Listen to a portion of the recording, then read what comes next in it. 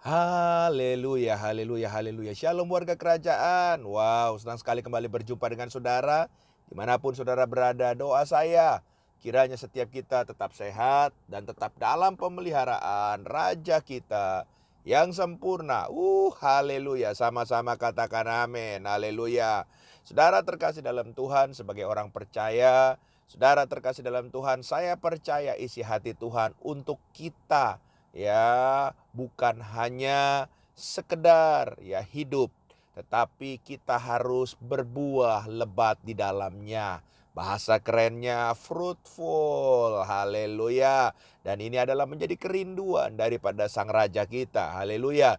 Oleh sebab itu mari kita melihat dari Injil Yohanes pasal 15 ayat yang pertama sampai dengan yang kedua. Di situ dikatakan, "Akulah pokok anggur yang benar dan Bapakulah pengusahanya.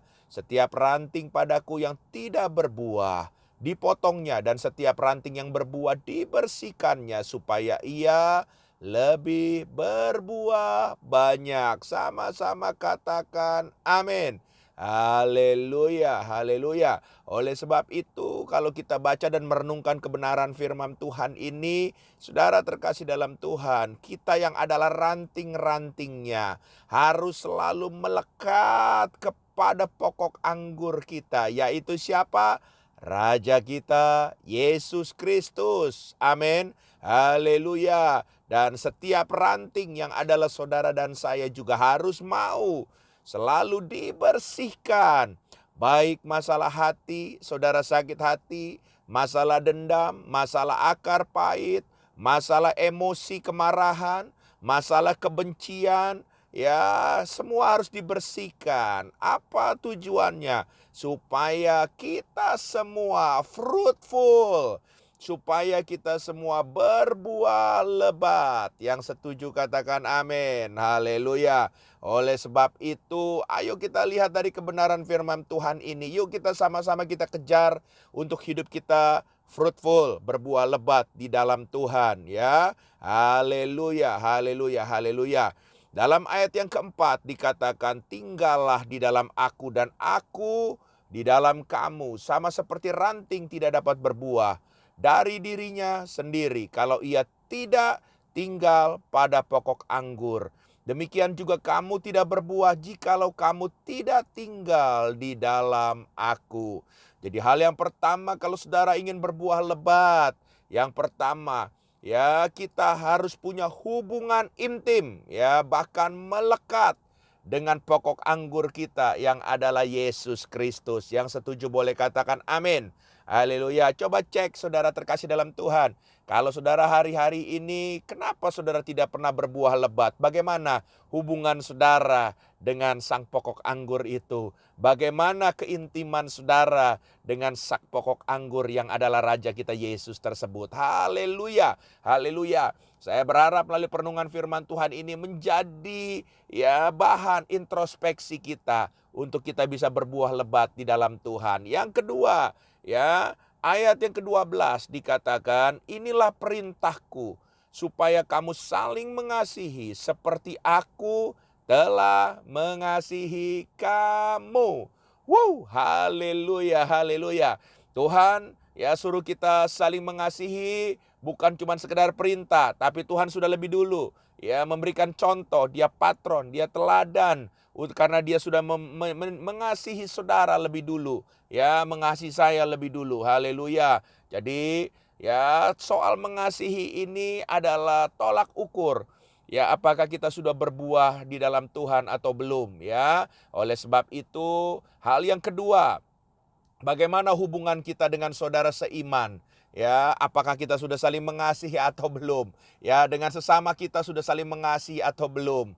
Ya, sebab saya percaya orang yang berbuah lebat di dalam Tuhan, dia bukan hanya hubungannya ke atas kepada Raja kita, tapi kepada sesama kita. Kita bisa memancarkan terang kasih Tuhan. Mereka bisa merasakan ada kasih Tuhan dalam hidup saudara dan saya dengan cara saudara bisa mengasihi mereka semuanya dalam membangun hubungan. Yang setuju boleh katakan amin. Haleluya, haleluya, haleluya. Makanya dalam 1 Yohanes 3 ayat 18 dikatakan, anak-anakku marilah kita mengasihi, bukan dengan perkataan atau dengan lidah. Ya, artinya bukan cuma lip service. Terus tetapi dengan perbuatan dan dalam kebenaran.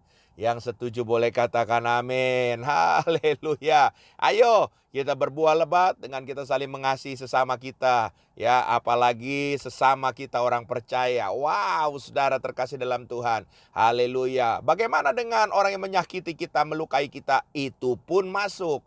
Haleluya. Kalau saudara berbuah, saudara juga bisa mengampuni. Saudara bisa mengasihi mereka yang melukai saudara sekalipun. Haleluya. Hal yang ketiga ya, untuk kita fruitful. Matius 5 ayat 39 dikatakan, janganlah kamu melawan orang yang berbuat jahat kepadamu, melainkan siapapun yang menampar pipi kananmu, berilah juga kepadanya pipi kirimu. Haleluya. Injil Matius 5 ayat 39 ini, saudara terkasih dalam Tuhan, kalau kita baca ngeri-ngeri sedap buat kita orang percaya. Tapi inilah saudara, ini adalah firman Tuhan. Saudara mau berbuah di dalam Tuhan. Haleluya. Ini juga mengajarkan kita bagaimana kita harus berespon benar. Saudara terkasih dalam Tuhan. Orang yang berbuah responnya pasti sesuai dengan kebenaran firman Tuhan.